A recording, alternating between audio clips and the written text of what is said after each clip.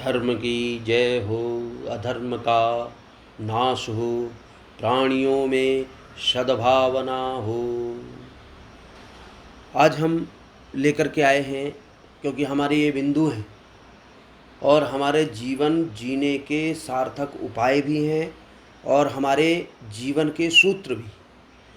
तो उन सूत्रों को जो वास्तविकता में सार्थक हैं, सजग हैं, सजल हैं और साथ साथ में दिव्य मार्गों को बनाने वाले हैं और साथ साथ में हमारे भौतिक जगत की इस परिभाषित प्रणाली और परंपरा को अनादिकाल से चलाने वाले जो सूत्र हैं वो हमारे दिव्य आत्माओं ने, दिव्य महात्माओं ने, दिव्य ऋषियों ने प्रदान किए हैं। धर्म की जय हो, अधर्म का नाश हो, प्राणियों में सद्भावना हो।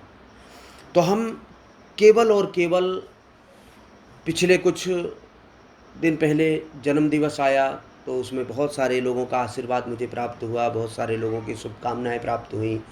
जन जन की ये अपनी सोच थी और जन जन का भाव था कि अपनी तरफ से कुछ ना कुछ ऐसा सूत्र दिया जाए जिस सूत्र के माध्यम से हम जगत के कल्याण हेतु और हम सजग सजल रहते हुए अपने अपने कर्तव्यों का निर्वहन करें, निरूपण करें।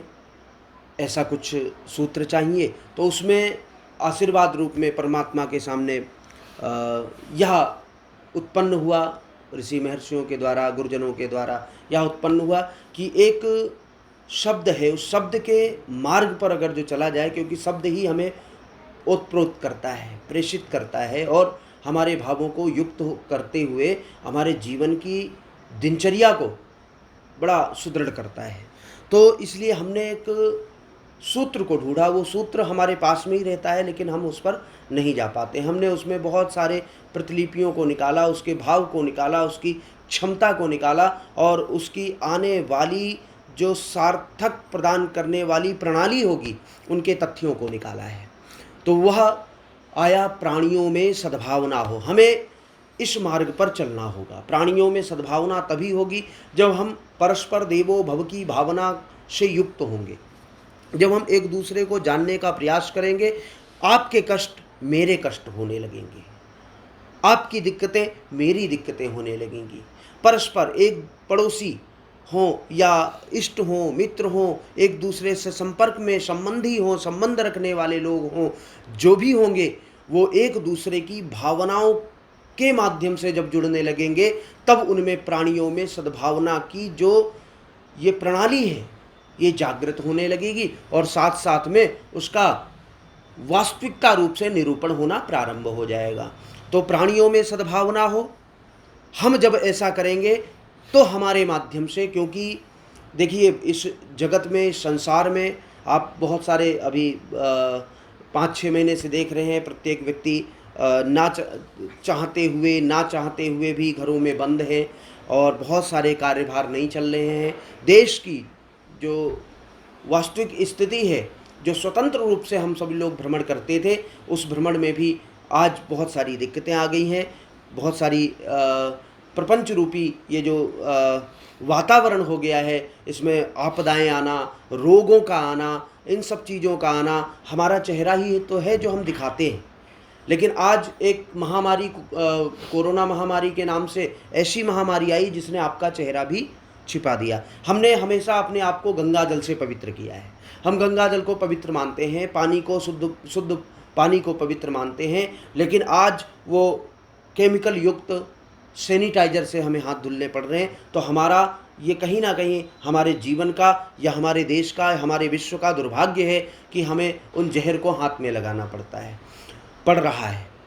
और साथ साथ में मैं उन तथ्यों को भी आपके सामने रखना चाहता हूं कि प्राणियों में सद्भावना हो, आज उसकी परम आवश्यकता है। आज भी है, कल भी है और हमेशा के लिए रहेगी। तो प्राणियों में सद्भावना तभी होगी जब हम अपने सुंदरीकरण को यथार्थ भाव से, बारीकी से जानने का प्रयास करेंगे। वहाँ दिव्यता, भव्यता तभी हमें प्रदान होगी हमारे जीवन में जब हम प्राणियों में सद्भावना युक्त, कैसे हमारे पूर्वजों ने, हमारे महर्षियों ने, हमारे ऋषियों ने, हमारे सज्जन वृंदों ने, हमारे जो इतिहासकार रहे हैं, उन्होंने अपने जीवन को किस भांति से जिया है। किस भांति से अपने आप को पूरे जीवन उन्होंने सुदृढ़तापूर्वक अपने क्षमताओं को हमारे देश में प्रेषित किया है, या हमारे तथ्यों में प्रेषित किया है, या हमारी परंपराओं में प्रेषित किया है। तो वहाँ तक हमें पहुँचना होगा, क्योंकि आप में ही देवता है, आप में ही देवता विद्यमान है। आप देखिए, कभी कभी आपका मन, कभी कभी आपका भाव, अब कभी कभी आपका हृदय, कभी कभी आपका मस्तिष्क इस प्रकार से हो जाता है कि देवम भूत्वा देवम यजेत, हम वहाँ पहुँच जाते हैं जहाँ देवता निवास करते हैं।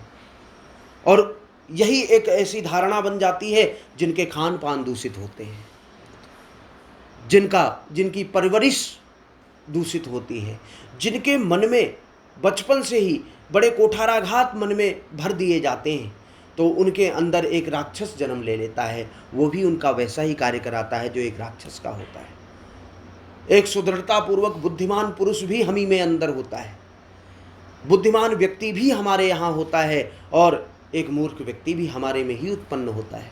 तो हमें किस तरफ जाना है, हमें प्रपंचों से किस प्रकार से दूर होना है, प्राणियों में सद्भावना की भावना को कैसे निखारना है, ये हमें आगे बढ़ चढ़ करके करना होगा। हमें पथ तैयार करना होगा, हमें आगे बढ़ना होगा, हमें रास्ते बनाने होंगे, हमें मार्ग सजग करने होंगे, हमें मार्ग बिल्कुल सरलता प्रदान करनी होगी मार्गों में। तो उस मार्ग में सरलता प्रदान करने की जो भावना है वो तभी उत्पन्न हो सकती है जब प्राणियों में सद्भावना होगी।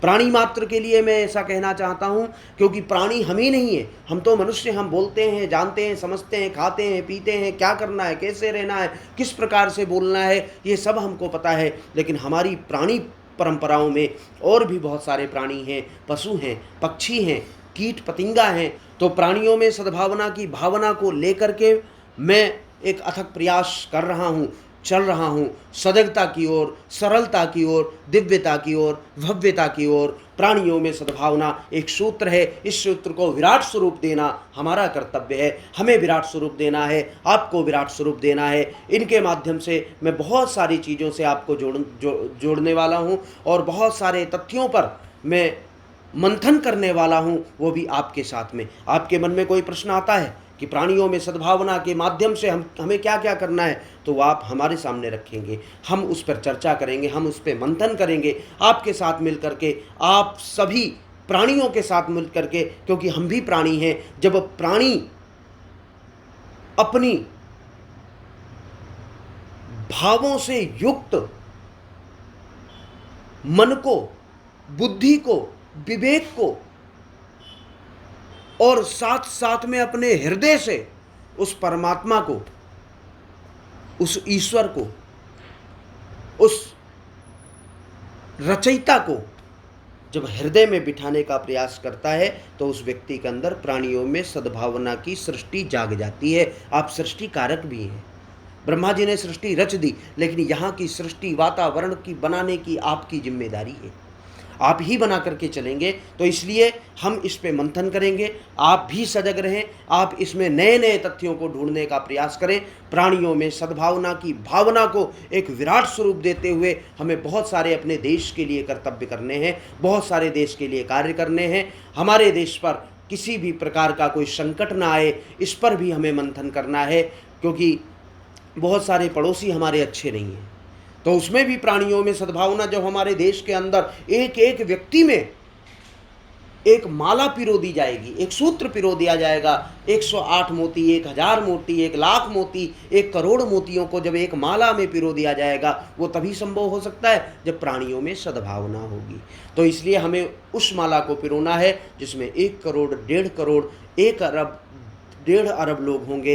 वो प्राणियों में सद्भावना की भावना को लेकर के जब अपने मंतव्यों को व्यक्त करेंगे, तो निश्चित है कि हमारा देश सर्वोपरि भारत विश्व गुरु कहलाएगा।